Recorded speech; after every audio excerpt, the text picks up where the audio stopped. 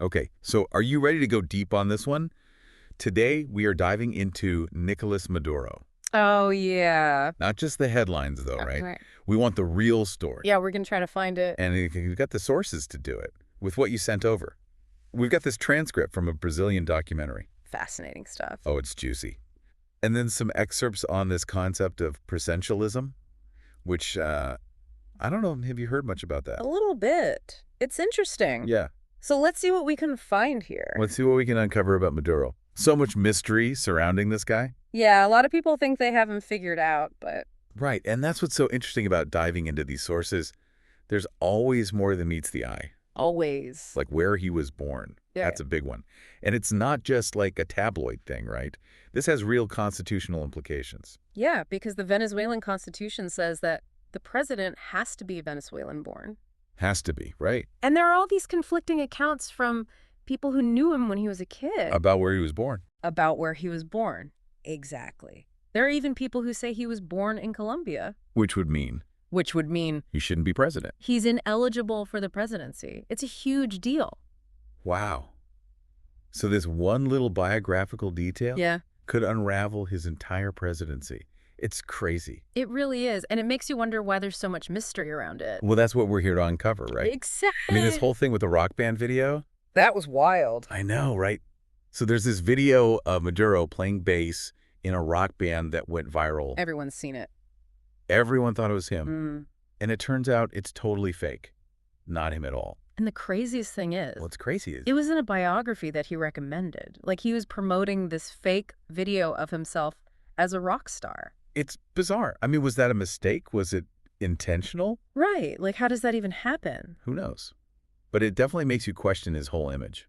Yeah, it feels like there's this real effort to control how he's perceived. Okay, so let's back up a bit before we get too far ahead of ourselves. Okay. So he starts out as a bus driver, A bus driver. which seems pretty far from leading a country. It does, doesn't it? But even back then, you see these socialist leanings. Yeah. He was super active in the unions. He was a big union guy. And even then, he was advocating for a socialist transition. Wow. So those ideas were always there. It seems like it. And then that pivotal moment, meeting Hugo Chavez in prison, Oh, yeah. That changed everything. he called Chavez a living legend in one of the sources. Hmm. And you can really see how much that meeting shaped him. I mean, to understand Maduro, you have to understand Chavismo. Right. The whole movement that Chavez started. And it's still a huge force in Venezuela. And Maduro was right in the middle of it. Oh, yeah. He quickly rose through the ranks, became foreign minister, And then vice president. setting him up perfectly for when Chavez died. And then there's that moment, Chavez on his deathbed names Maduro as his successor. What a moment. I mean, talk about pressure. Yeah. Imagine that carrying on the legacy of this larger-than-life figure. Bolivarian Revolution, Yeah. everything. And for Maduro, it must have felt like an incredible honor. But also an enormous burden. Oh, absolutely. I mean, how do you live up to that? It's almost like he was set up for failure. In a way, yeah. It was a huge responsibility to take on. And as we know, things haven't exactly gone smoothly for Venezuela under Maduro. That's an understatement. The country has faced some serious crises. Huge economic problems. Yeah. Shortages, hyperinflation. People fleeing the country in droves. It's heartbreaking to see. And it really makes you wonder, Right. how did it get to this point? I mean, here's this guy who claims to be a champion of the poor. Yeah, the heir to Chavez's socialist vision. Right. And yet he's presiding over this immense suffering. It's one of the big contradictions of his leadership, for sure. Yeah, and then you see those pictures of him like dining at that fancy restaurant in Turkey Oh, yeah. while his people are struggling to find food. I mean, optics-wise. Optics are terrible. It's really bad. It doesn't exactly scream man of the people, does it? No, not at all. And then that whole thing with him attending the baseball game. Oh, right. While protests were happening outside. Like he's oblivious to the turmoil in his own country. It's jarring. It really is. And I think it speaks to a larger disconnect between Maduro and the reality that Venezuelans are facing. I think so, too. It's a big problem. It is. And we'll get into that more in just a bit. But first, we need to take a quick break. So stay with us. We'll be right back. I mean, it's complicated. Right. You can't blame everything on Maduro. Of course not. Right. There are definitely other factors at play. Like U.S. sanctions? Right. Those have had a huge impact on the Venezuelan economy. A whole other can of worms. Exactly. But even taking those into account, Maduro's response to the crisis has been pretty troubling. Yeah, instead of addressing the root causes of the economic problems. He seems to have just doubled down on control. Exactly. Yeah. We've seen this crackdown on dissent, censorship of the media, opposition leaders being silenced. And even reports of human rights violations documented by the UN. It's a really dark picture. It is. And it's where that concept of presentialism comes in, from the sources you gave me. Ah, yes, presentialism. So this is the idea that reality is shaped by what is immediately present, what we experience. Right, and by controlling the narrative, by Mhm. suppressing any alternative viewpoints, Maduro is basically trying to control reality itself. that's the essence of it. And it's a tactic that's often used by authoritarian regimes. Control the story, control the people. Exactly. A really chilling example of this is the case of Edmundo Rada. The opposition leader. Yes, he was tortured and murdered. And his story, as told in that Brazilian documentary, really highlights the brutality of Maduro's regime. Makes you wonder how anyone can resist in the face of that kind of oppression. Well, the Venezuelan people are incredibly resilient. They are. Despite everything they've been through, they haven't given up hope. And it seems like every election brings this renewed chance for change. There's always that hope. The 2024 elections were interesting, though deeply flawed, for sure. Yeah, there were a lot of problems. But they did reveal some cracks in Maduro's grip on power. Like with the opposition's primary win, even though Maria Corina Machado was later disqualified. Right. It showed that there's a real desire for change. And then those protests erupting in former Chavista strongholds. That was significant. It suggests that Maduro's support might be waning. It's like a glimmer of hope in this really dark situation. It is. But then again, Maduro has managed to hold on to power for so long despite facing immense pressure. He's definitely a survivor. Oh, he's a shrewd political operator. No doubt about that. He's consolidated his power. Controlled key institutions. Yeah, exactly. Speaking of Maduro's rise to power, can you tell me more about how he went from bus driver to the president's inner circle? Sure.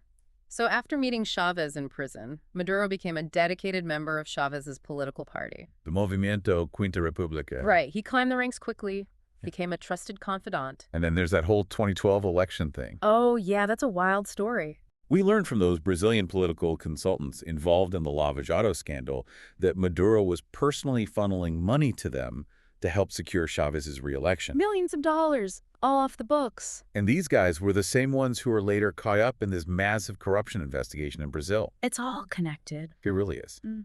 So these consultants testify that Maduro was literally delivering suitcases full of cash to them. Makes you wonder what else is going on behind closed doors. It definitely speaks to this willingness to do whatever it takes to win. And to the deep-rooted corruption in Venezuelan politics. Absolutely. So Chavez wins the 2012 election. Then just a couple of years later, he's on his deathbed and names Maduro as his successor. What a weight on Maduro's shoulder. Right. To be the chosen one, the heir apparent. I mean, it gave him legitimacy within the Chavista movement for sure, but it also created these impossible expectations. Yeah, how do you follow a leader like Chavez? Especially when the country's already facing so many problems. It's like he was set up to fail. In a way. But instead of acknowledging the problems, he seemed to retreat further into denial and repression. That's one of the most tragic aspects of all this. Instead of using his power to help the Venezuelan people, he focused on consolidating his own control. Tightened his grip on the media. Silenced any dissent. He created this atmosphere of fear. And deflected blame onto anyone but himself. The U.S., the imperialist powers, the fascist opposition, classic authoritarian playbook. It's all about creating an enemy. And presenting yourself as the only one who can protect the people. And it worked for a while, but as things got worse in Venezuela, As the economy collapsed and people started going hungry, those cracks in the facade started to show. you can't control the narrative forever. Reality has a way of breaking through. And that's what we're seeing now with these protests. People are risking their lives to demand change. They're no longer willing to be silenced. It's really inspiring to see. It is. So after all of this, what can we say about Nicolas Maduro? Who is this guy? It's hard to say definitively. He's a complex figure, full of contradictions. A former bus driver turned authoritarian leader, A champion of the poor who dines with the elite. clinging to power amidst all this turmoil. His story is fascinating and troubling. And it's not over yet. No, not by a long shot. Yeah. That whole 2024 election controversy with Maria Corina Machado, Just the latest chapter. things are incredibly volatile in Venezuela. Definitely. What happens next could have a huge impact on the entire region. Absolutely. So we've covered a lot of ground here today. We've gone deep into Maduro's past, explored the complexities of Venezuelan politics. And even touched on the philosophical underpinnings of his regime. It's been quite a journey. It has. But before we wrap up, I want to bring it back to you, our listener. What are your takeaways from all of this? What stands out to you? What questions does this raise in your mind? Because ultimately, Maduro's story isn't just about Venezuela. Right. It's about the fragility of democracy The allure of power. and the human spirit's resistance to oppression, It's about truth. and how hard it can be to find some. Especially in today's world, we're constantly bombarded with information from all sides. It can be really tough to separate fact from fiction. So we have to be critical thinkers. Absolutely. Question everything. Look for multiple perspectives. And be wary of those who try to control the narrative. Exactly. Maduro's story is a cautionary tale, a reminder that power, even when it seems absolute, is never permanent. And that the desire for freedom and truth will always persist. Much like that concept of presidentialism we talked about earlier. Wow, this has been a really eye-opening deep dive. But I want to shift gears a bit for a moment. We've been focusing on Maduro, the leader, the man in charge. Right. But what about the people of Venezuela? Ah, yes. Their experience, their struggle, that's a whole other story. And it's a story of incredible resilience and hope. It is. We've talked about their suffering, their fight for basic necessities, their courage in the face of oppression. But their story deserves its own deep dive. It does. It really does. Because beyond the headlines, the political maneuvering, the power struggles There are millions of individual stories of resilience and hope, of communities coming together. of ordinary people doing extraordinary things to survive. That's what's so powerful about the human spirit, that ability to find hope, even in the darkest of times. They're not just giving up. They're Mhm. actively working to create a better future for themselves and their children. Exactly. Yeah, it really is something else. You've got all this political stuff going on, but then you remember that there are real people whose lives are being impacted by all of this. Exactly. While Maduro and the opposition are fighting for control, it's the everyday Venezuelans who are dealing with the consequences. Trying to find food and medicine, keeping their families safe. It's a daily struggle for them. And yet they still find ways to support each other. They have to. They share what little they have, find creative solutions. It's Yeah. incredible. The human spirit is pretty amazing when you think about it. It is. It really Yeah. is. This ability to adapt and to find hope even in the most difficult situations. It's inspiring. It's like this paradox, right? You have all this suffering and chaos, but also this incredible resilience and this determination to make things better. Yeah, it's a reminder that even in the darkest of times, there's always light to be found. And that there are always people who are fighting for a better future. Absolutely. They might not be the ones making headlines, but they're the ones who are making a difference on the ground. Their stories deserve to be told. They do. They really do. Because That- their experiences teach us so much about resilience, about community, about the power of hope. And about the importance of never giving up, even when things seem impossible. Exactly.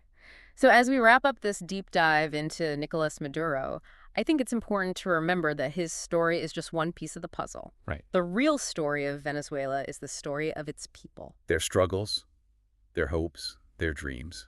It's a reminder that even in the face of authoritarianism, even in the midst of crisis, the human spirit can endure.